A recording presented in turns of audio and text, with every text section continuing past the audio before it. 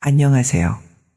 철딱선이 없던 시절 엉뚱한 생각과 잘못된 짓으로 인생을 외롭게 살게 된 60대 남성입니다. 제가 생각해도 그땐 왜 그렇게 멍청한 짓을 했는지 후회가 막심입니다. 이것 때문에 병원을 몇 군데나 가봤지만 의사 선생님들조차 놀라워하며 고개를 절레절레 흔들고는 한숨을 쉬더라고요. 제 나이대 분들은 잘 아시겠지만 제가 중고등학교를 다녔을 때는 모든 게 부족했던 시절이었어요. 배를 고를 정도는 아니었지만 뭐 하나 마음껏 쓸 수 없는 시대였죠. 그래서 그런지 잘못된 정보나 지식이 판을 쳤습니다. 한창 성에 대해 관심이 많았던 저의 10대 시절도 그랬어요. 그때 남학생들은 남성의 가장 중요한 그곳, 아랫돌이 그곳의 크기에 대해 설왕설래가 많았답니다. 그곳이 튼실하고 탐스러워야 여자한테 인기가 많다는 이야기 때문에 그곳의 크기를 키울 수 있는 잘못된 정보들이 우리 사이에 돌아다녔죠. 누구는 주사기로 바셀린을 주입시키면 부작용 없이 크기가 커진다고 했고, 또 누구는 그곳에 상처를 내서 쇠구슬을 넣은 다음 상처를 아물게 하면 여자들이 무척 좋아한다고도 했습니다. 저도 친구들이 들려주는 솔깃한 이야기에 귀를 기울이곤 했지만 그 방법들이 너무 무섭고 고통스러울 것 같아서 차마 실행에 옮기지는 못했죠. 그런데 저랑 친하게 지냈던 친구 만술이란 아이가 기가 막힌 이야기를 저에게 하더라고요. 야야, 근태야! 빨리 이리 좀 와봐라. 내가 엄청스럽게 대단한 정보를 갖고 왔다니까? 무슨 정보? 니 또 헛소리 하려고 그러지? 니 주둥아리가 움찔움찔하는 걸 보니까 딱 헛소린데. 안 속는다, 임마. 야, 사람 말을 좀 끝까지 들어보래도? 이거는 나랑 잘 아는 삼촌이 나한테만 살짝 말해준 건데 아무 부작용 없이 네 그 시기를 코끼리 사이즈만큼 크게 만드는 비법이 있대. 뭐 진짜로? 뜸들이지 말고 빨리 말해봐. 그게 뭔데? 근데 네 이거 아무한테도 말하면 안 된다. 약속 먼저 해라. 이 자식이 정말 답답하게 구네? 말 안 할 테니까 빨리 그 비법이나 말해봐. 네 항리마을에 모터 만드는 공장 있는 거 알지? 거기에 공업용 자석이 있는데 그것을 네 거시기에 달고 다니면 거짓 하나 안 보태고 거기가 소처럼 엄청나게 커진대. 뭐? 공업용 자석? 그래, 생긴 건 딱 도나스처럼 생겼는데 그걸 네 거기에다 딱 끼우고 붕대를 칭칭 감고 몇 달만 달고 다니면 엄청스럽게 커진단다. 에이, 그게 말이 되는 소리야? 그 무거운 걸 어떻게 매달고 다녀? 네 내 말 못 믿겠냐? 그 삼촌이 사실 건달 생활하는 삼촌인데 건달들은 거기를 이따시만하게 키우려고 자석을 아랫도리에 끼우고 생활한다잖아. 그래, 정말 틀림없는 거지. 전 친구의 그 말을 철석같이 믿었습니다. 당시 제가 살던 고향에는 각종 공장이 여럿 있었는데 거기서 쓰는 자석 부품을 구해서 그곳에다가 달고 다니기만 하면 커진다는 이야기가 가뜩이나 작아서 고민 많았던 청소년 시절의 저한텐 그렇게 솔깃하게 들릴 수가 없더라고요. 또 그 방법이 바셀린이나 쇠구슬을 씹는 것보다 훨씬 덜 고통스러울 것 같았죠. 그래서 천신만고 끝에 공업용 자석 2개를 구해서 친구 만수리와 함께 나누어 끼고 다녔습니다. 사실 말이 자석이지 그게 무게가 상당해서 일상생활도 힘들 정도였어요. 그걸 그곳에다 끼우고 붕대로 칭칭 감고 다녔는데 마치 돌덩어리를 달고 다니는 것처럼 늘 하복부가 묵직했고 뭉근한 통증을 달고 살았습니다. 그런데도 그곳을 크게 키울 수 있다는 일념하에 이를 악물고 미련하게 참고 살았던 거죠.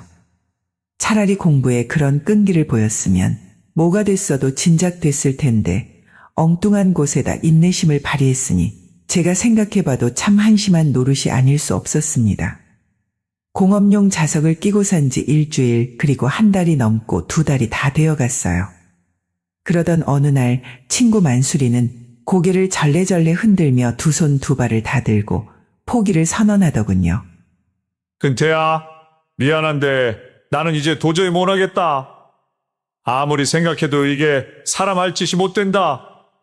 야, 아직 2달도 안 됐는데 벌써 포기하려고? 내가 어지간하면 참으려고 했는데 맨날 거기에 상처 생기고 닦지 않고 진물이 나서 도저히 일상생활이 안 되는데 어떡하냐 그럼? 이러다 커지는 게 아니라 떨어질까봐 겁난다니까? 암튼 난 오늘부로 그만할라니까. 니는 더 하든 말든 니 알아서 해라. 야, 임마! 생사고락을 함께하는 전우가 죽어도 같이 죽고 살아도 같이 살아야지. 이런 법이 어딨어? 전우 같은 소리하고 앉아있네. 나 3대 독장거 알잖아? 만에 하나 니랑 이 짓하고 앉아있다가 툭 하고 떨어져 버리면 우리 집안 대가 끊기는 거라고. 그러니까 평생 친구 원성 듣고 싶지 않으면 니도 이제 그만해라. 그래, 그럼 니는 그만해라. 남자가 칼을 뽑았으면 무라도 썰어야지. 난 반드시 거기를 팔뚝만하게 키울라니까. 두고 보라고. 전 친구의 포기 선언에 오히려 엉뚱한 호승심이 일었고 무려 6개월 동안 그 무거운 자석을 달고 살았습니다. 당연히 상처가 생기고 아물기를 반복했어요.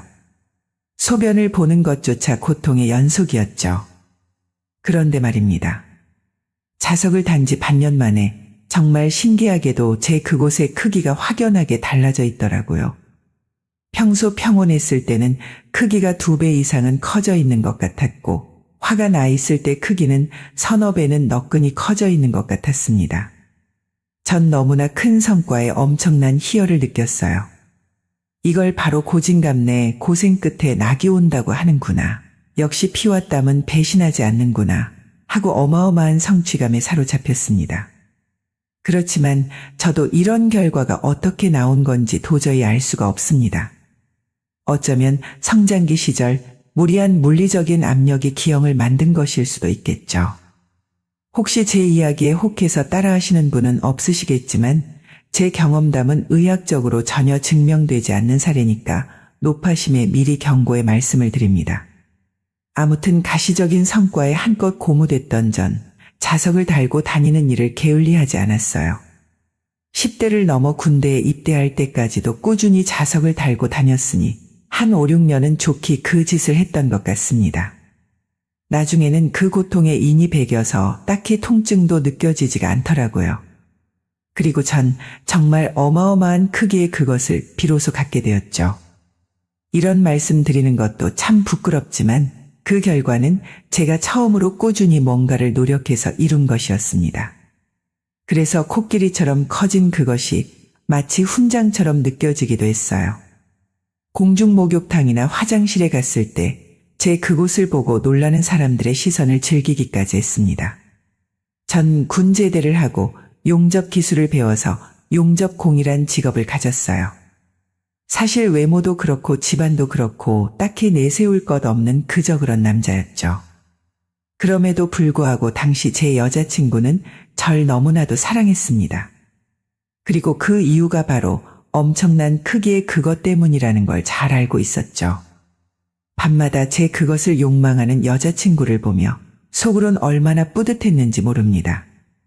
그래도 이거 하나만 있으면 장가 가는 데는 문제가 없겠구나 하면서 나도 남부럽지 않은 뭔가가 있어서 정말 다행이라는 생각을 했어요. 그리고 전 그 여자친구와 결혼을 하게 됐고 떡두꺼비 같은 아들을 낳았습니다. 비록 넘치는 살림은 아니었지만 그래도 단란한 가정을 꾸렸다고 자부하면서 살았죠. 그런데 엉뚱한 문제 때문에 평화로운 저희 가정에 금이 갈 거라고는 조금도 예상하지 못했어요. 그 문제는 바로 아내의 의부증 때문이었습니다. 당신, 오늘 왜 이렇게 늦었어?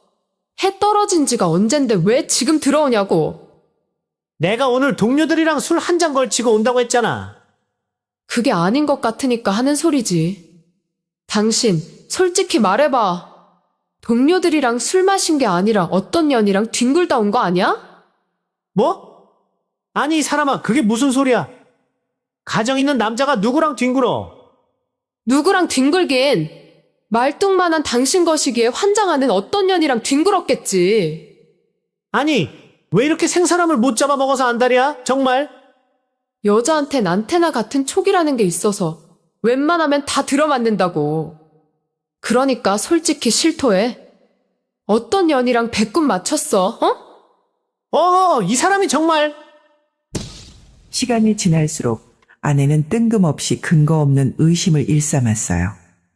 밤일에 조금이라도 소홀하면 딴 여자한테 힘을 썼다며 생트집을 잡기도 했고, 제가 동네 아주머니한테 인사라도 하면 아내는 그 아줌마랑 머리채를 잡고 생난리를 피웠습니다. 제가 아무리 아니라고 하고 해명을 해도 아내의 의심병은 점점 집착으로 번져갔어요. 그리고 나중엔 자기 자신도 주체할 수 없을 만큼 큰 마음의 병으로 변해버렸습니다. 결국 아내는 젖먹이 아들을 남겨둔 채 정신병원에 입원을 해야만 했습니다. 그래도 전 아내가 치료를 잘 받고 건강한 모습으로 퇴원을 할 수 있을 거라고 믿었습니다. 하지만 아내는 자기 화병에 못 이겨 결국 제 손으로 인생을 마감해버렸죠. 정말 어처구니가 없었습니다.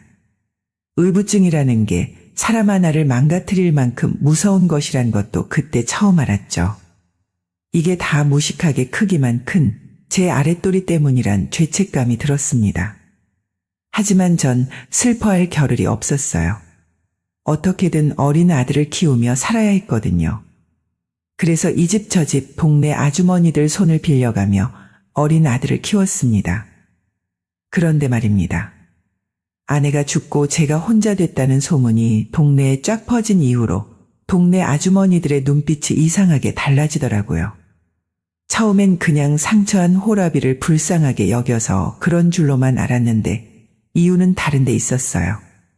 재영 아빠, 오늘 우리 집에 좀 와줄 수 있어요? 예? 왜요? 무슨 일 있어요? 아니, 이상하게 우리 집 안방 형광등이 깜빡깜빡하네? 재영 아빠 별일 없으면 우리 집 형광등 좀 갈아줘요. 네? 왜요? 바깥 양반 계시잖아요? 아이 참, 그이는 나흘간 출장 갔어요. 그러니까 재영 아빠한테 갈아달라고 하는 거잖아요. 내가 술상도 봐줄 테니까 이따 재영이 재우고 TV에 애국가 나오면 살짝 우리 집 들러요. 알았죠? 입술을 벌겋게 칠하고 눈웃음을 치며 그런 말을 하는데 그 시커먼 속내를 제가 왜 모르겠습니까? 처음에는 유혹인 줄도 모르고 순진하게 넘어갔다가 곤욕을 치른 적이 한두 번이 아니었어요. 그들은 하나같이 제 그곳에만 관심이 있더군요. 이미 제 크기가 어마무시하다는 소문이 동네 아주머니들한테 파다하게 퍼졌는지 직접 보고 만져보고 싶다며 간사를 부렸습니다. 정말 미치고 환장하겠다는 말이 뭔지 알겠더라고요. 아들 키우며 먹고 살 일도 바빠 죽겠는데 동네 여자들의 미친 듯한 추파질에 혼이 다 빠져나갈 판국이었습니다. 엉덩이를 들썩이는 마누라를 단속하지 못한 남편들은 애먼 제 멱살을 잡고 흔들기 일쑤였죠. 그 덕분에 전 어린 아들을 들쳐업고 이사를 몇 번씩이나 다녀야만 했어요. 그땐 정말 평범하지 못한 이놈의 가운데 딸이가 죽도록 원망스러웠습니다.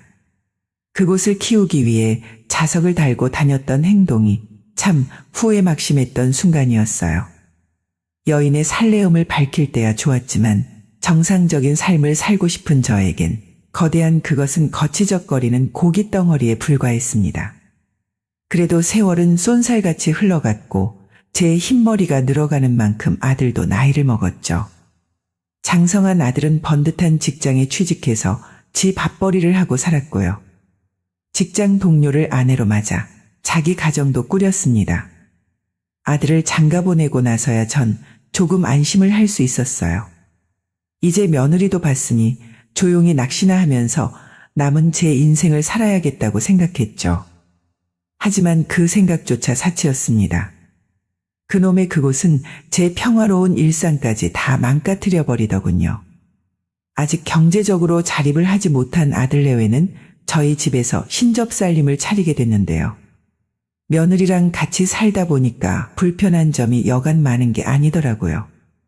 특히 날씨가 무더운 여름에는 아무래도 파자마를 입고 생활하게 되는데 그때마다 커다란 그것이 툭 튀어나와서 민망할 때가 한두 번이 아니었어요. 며느리가 얼굴을 붉히며 시선을 돌리는 모습도 여러 번 봤고요. 그래서 더더욱 조심하면서 지냈는데 글쎄 그게 사달을 만들 줄은 저도 정말 꿈에도 몰랐습니다. 어느 날 술에 잔뜩 취한 며느리가 한참 머뭇거리더니 어렵게 말을 꺼내더라고요. 저 아버님, 제가 어려운 부탁 하나만 드려도 될까요? 무슨 일이길래 그렇게 망설이니? 괜찮으니까 편하게 말해봐라. 어휴, 제가 너무 민망해서 말을 못하겠는데. 이러면 안 된다는 거 저도 알지만, 아버님, 죽은 사람 소원도 들어준다잖아요. 산 사람 소원 정도는 한 번쯤은 들어줄 수 있는 거잖아요? 그쵸? 아이고, 답답해 죽겠다. 어서 말해보라니까. 아버님, 저 딱 한 번만 안아주시면 안 될까요? 네? 뭐라고? 아니, 재아가, 그게 무슨 소리냐? 안아달라니? 아버님의 그것이 얼마나 대단한지 정말 딱 한 번만 경험해보고 싶어서 그래요. 제가 인생 살면서 이렇게 크고 튼튼한 건 보지 못했어요. 아버님, 미친 소리 같겠지만 제발 부탁드려요. 아니, 말이 되는 소리를 해야지. 넌 내 며느리고 난 네 시아버지야. 어떻게 나한테 그런 짓을 하라고 하니? 저도 알아요. 그러면 안 된다는 거 저도 잘 안다고요. 하지만 아버님 걸 생각만 해도 몸이 달아올라 뜨거워지는 걸 어떡해요. 아버님이 기네스북에 세계에서 가장 큰 사람으로 이름을 올린 이후부터 이 말도 안 되는 호기심이 이성을 압도해버렸다고요. 그래서 그게 내 탓이라는 거냐? 네, 아버님 탓이에요. 아버님 뉴스 인터뷰 나가고 전국 각지에서 아버님이랑 한번 해보겠다고 몰려든 여자들 보면 몰라요? 모르면 몰랐지 알게 된 이상 저도 어쩔 수 없어요. 아버님이랑 비교되는 작고 시들시들한 그 이것만 보고 제가 평생 이렇게 어떻게 살아요? 왜 같은 아버님 핏줄인데 그이는 저렇게 작은 건데요? 저 이러다가 바람나고 말 거라고요. 아버님이 채워주신다면 모를까. 아버님, 제발 부탁드려요. 네? 절대 안 된다. 내 눈에 흙이 들어와도 안 돼. 네가 너무 취한 것 같으니 난 오늘 일은 못 들은 걸로 하마. 아버님, 저 멀쩡해요. 제발요. 네? 며느리의 도를 넘는 요구에 정말 어처구니가 없고 환장하겠더군요. 아무리 제 것이 탐난다고 해도 어떻게 며느리가 시아버지를 유혹할 수 있단 말입니까? 전 이대로 도저히 두고 볼 수가 없었어요. 그래서 용하다는 비뇨기과를 찾아다니며 축소 수술을 할 수 있는지 열심히 알아보려 다녔습니다. 그러나 하나같이 결론은 똑같더군요. 기형적으로 자라난 제 그것을 축소하는 건 현대의학으로 불가능하단 대답만 돌아왔습니다. 전 좌절하고 말았어요. 같이 사는 며느리는 저의 완강한 거부에도 불구하고 아들만 출근하면 노골적인 유혹을 하기 시작했습니다. 그렇다고 제 걸 확 잘라버릴 수도 없었으니 도무지 뾰족한 수가 없더라고요.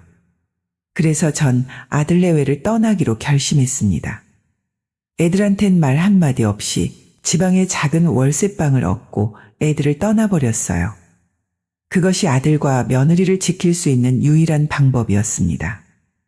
영문을 모르는 아들은 저에게 제발 다시 돌아와서 같이 살자고 했지만 도저히 그럴 수가 없었어요. 그렇게 혼자서 외롭게 산 지가 어느덧 벌써 2년이 넘었습니다. 아들이 가끔 보내주는 손자 사진을 보며 사무치게 외로운 마음을 달래며 살고 있네요. 이게 다 제가 만든 결과입니다. 그저 물 흐르듯이 자기한테 주어진 것에 만족하며 살았으면 아내와 함께 손자의 재롱을 보며 살았을 텐데 말입니다. 만약 시간을 되돌릴 수 있다면 제 그곳에 끼워진 자석 덩어리를 당장 빼서 먼 바닷속으로 던져버렸을 겁니다.